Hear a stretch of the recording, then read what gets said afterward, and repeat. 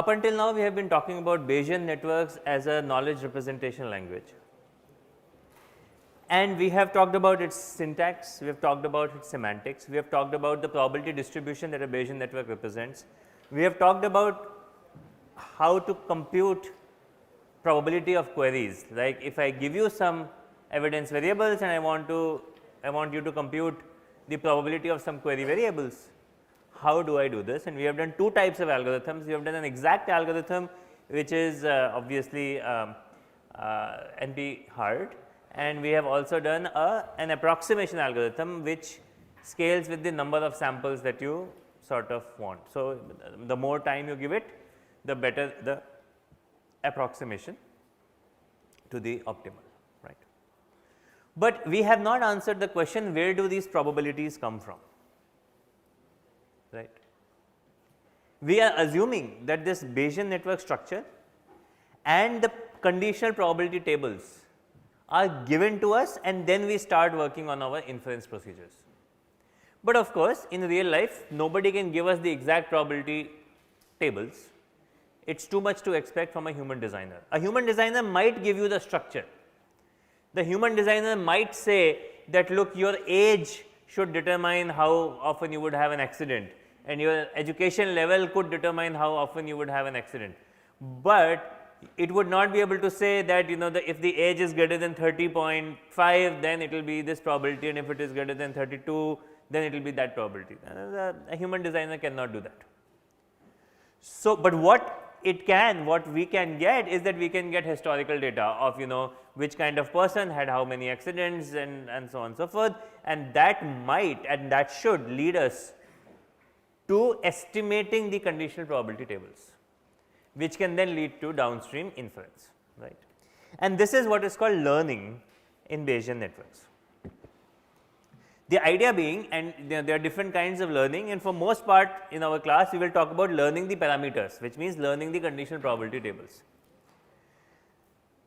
Up until now we have been doing, given the model, give me the solution to a query.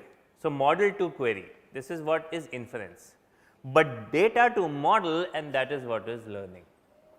I give you historical data, and on the basis of that you estimate the model, that is called learning, right. And believe it or not, the key idea that we will learn today, we will learn 2 or 3 different ideas actually, but the main idea, the first main idea that we are going to learn today is very simple. It is called counting, okay.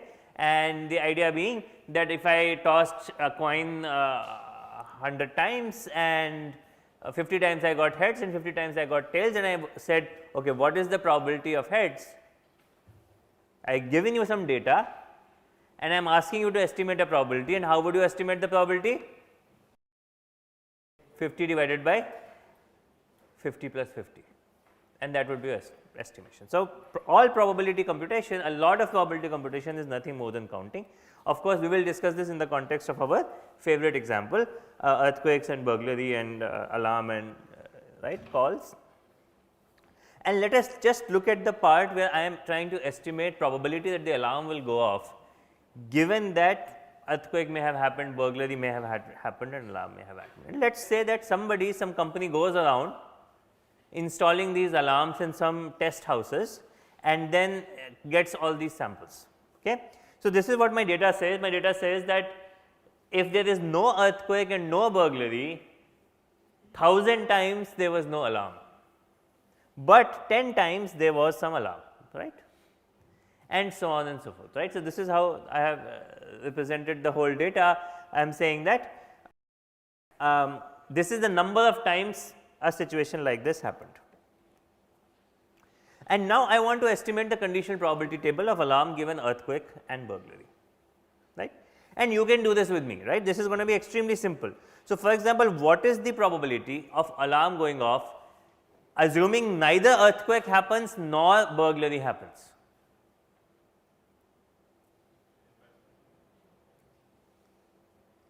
Somebody? What's in the numerator? 10. What's in the denominator? 1010, right. So, when you think about this, for this particular question, only the top 2 rows are important, because we are saying given earthquake did not happen and burglary did not happen.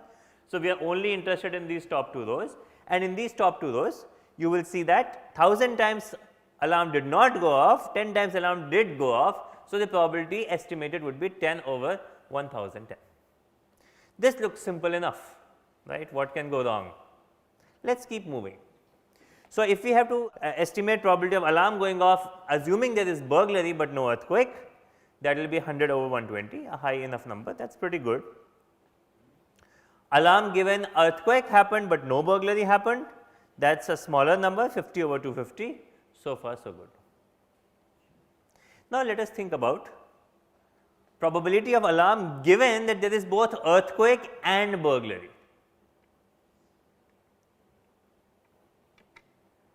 What is this probability? 1. It is 5 over 5.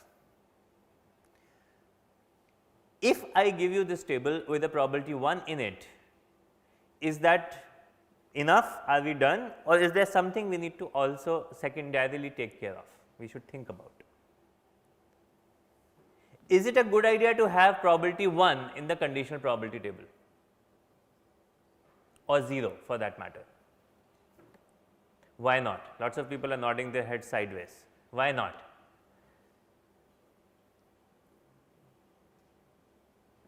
What can go wrong? What happens if I have probability 1 or 0 in my conditional probability table? There is at least one algorithm that we have studied that does not work. Which one?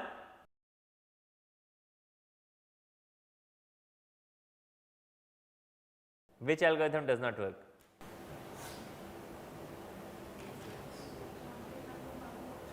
Markov chain Monte Carlo algorithms do not work, Purva says. Remember, we discussed this at the time of Gibbs sampling. We discussed this that if I have 1 and zeros, then I create modes in my state space. I create 0 probability transitions, and it is possible that there is a lot of probability mass here, but if I start in one mode, I will never be able to jump to a different mode. That is one problem, but there is another problem. What happens is that these so can it never happen that there is earthquake and burglary, but alarm did not go off? Is it at all a possibility? It's sort of possible, right? Maybe the battery was not on, or battery had drained out, or some crazy thing might have happened, some technical glitch could have happened. So, there is earthquake, there is burglary, but the alarm could not sense it, or alarm was not active, or something like that. Now, what has happened is that by making this probability 1, we have said that that state is quote unquote impossible. Now, if I have a discrete state space, then 0 probability means impossible. If I have a continuous state space, then 0 probability actually does not mean impossible, and that I will let you to figure this out, right? We have all done math and probability, right? But we are interested in the discrete spaces for now, so we will not worry about it. So, when you have a 0 probability state in a discrete state space, in a finite discrete state space, then 0 probability actually means impossible. And what we are doing is that we are saying something is just disallowed, it can just not happen. So, for example, if I give you a scenario where earthquake has happened, burglary has happened, and alarm does not go off, my Bayesian network has no idea, the denominator becomes 0, it just does not know how to react, because in its model of the world such a state cannot exist. And in reality, things that are very rare will get 0 probabilities, because when you do data collection, many of these rare states will not even occur in your data. See, even if you think about this, for the top case we had 1010 samples, of course, because in most cases neither earthquake nor burglary. Then you simulated burglary. How did you simulate burglary? Well, somebody is trying to break in. So, that is all right, right. So, when you simulate burglary, you might get more cases. Then how can you simulate earthquakes? Very difficult to simulate earthquakes. So, you have to literally wait that okay, there is an earthquake, then I will get my probability estimate. But how would you simulate a situation when there is earthquake and there is burglary? Very rare situation to simulate is as soon as there is earthquake, somebody calls, there is earthquake, go burgle the house so that we can get the data. Just not going to happen. By that time the earthquake has passed away. So, you will not get that much data for that situation. Because you do not have enough data, the conditional probabilities that you will learn from that very small amount of data will be completely wrong basically. And furthermore, you are calling it 1, that is just going to make your model completely wrong. So, what do we do? Our objective function is we do not like ones or zeros. What can we do? Any guesses, any ideas, any suggestions?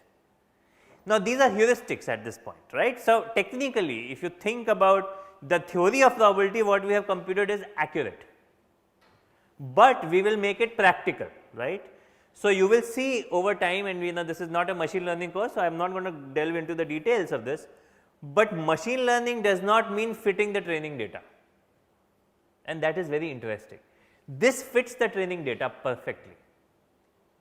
Machine learning does not mean optimizing such that you fit the training data.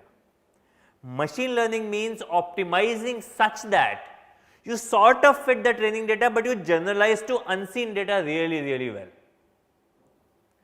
And if you do not get this, it is okay, there is a full course waiting for you in the wings where you will learn about machine learning in detail.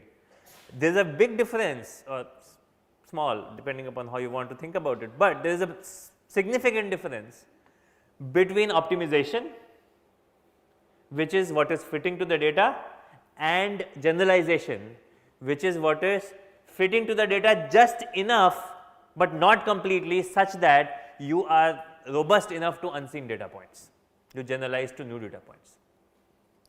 So, now at this point we have to employ some tricks of the trade, so that we get away from zeros and ones. Any suggestions? Yes, what is your name? Jay. Add 1 to each. So, Jay says some data points have just not been observed. Let us artificially observe them sometimes, let us say once. Now, this is an artificial construct. Before we start estimating, we assume that every world has been seen once. For example, and this by the way is called smoothing. Why is it called smoothing? It is called smoothing because it tries to deal with events that have been observed 0 times by taking away some probability mass from events that have been observed and giving it to events that have not been observed. You smooth the probability distribution, your probability distribution was too spiky, you smooth it out such that everything has some mass. And what we do is we assume, for example, what Jay says is what is called the Laplace add-1 smoothing, or add-1 smoothing or Laplace smoothing there, right. Probably Laplace came up with this, I am not sure. Okay.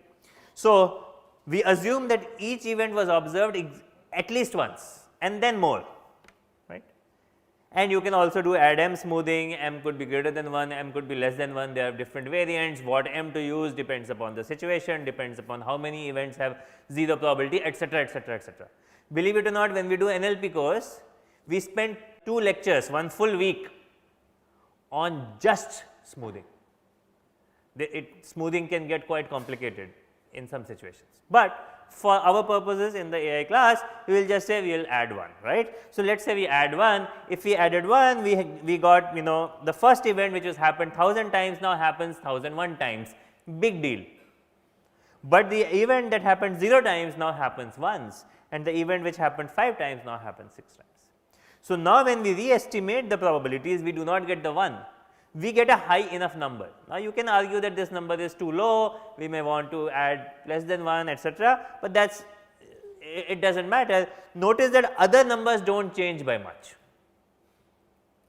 If you go back, the numbers were 0.2, 0.83, 0.01, those numbers sort of remain the same, not much difference. However, the value that we were estimating on a very small amount of data, that makes some significant change. Okay.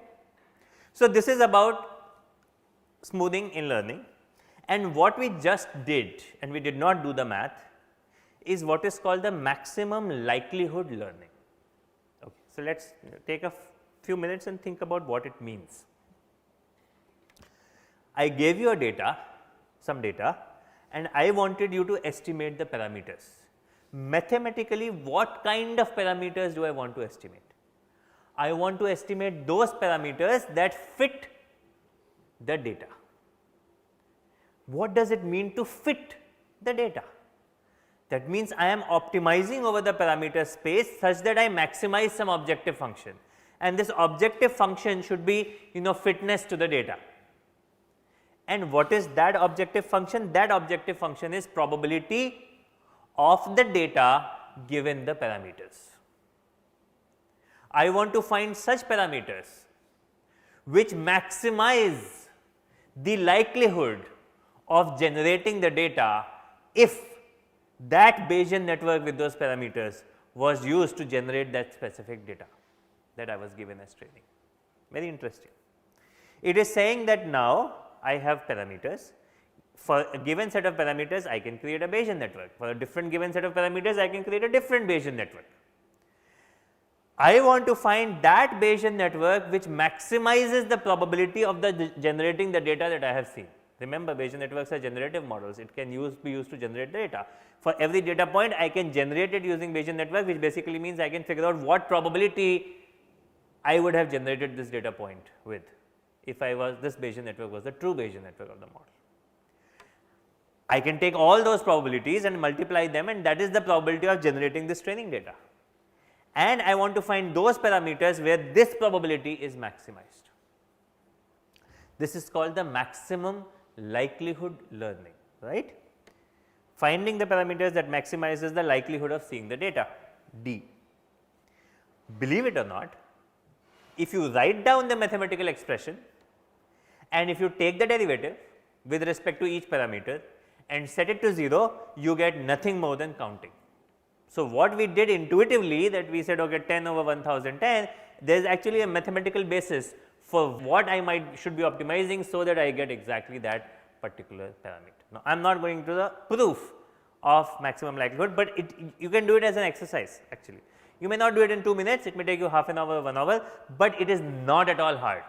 Just write down the expression of the data that you have observed with respect to the parameters. Parameter is a conditional probability of a given transition, and then take the derivative with respect to that parameter and set it to 0. You will get exactly the numerator and denominator that we are interested in.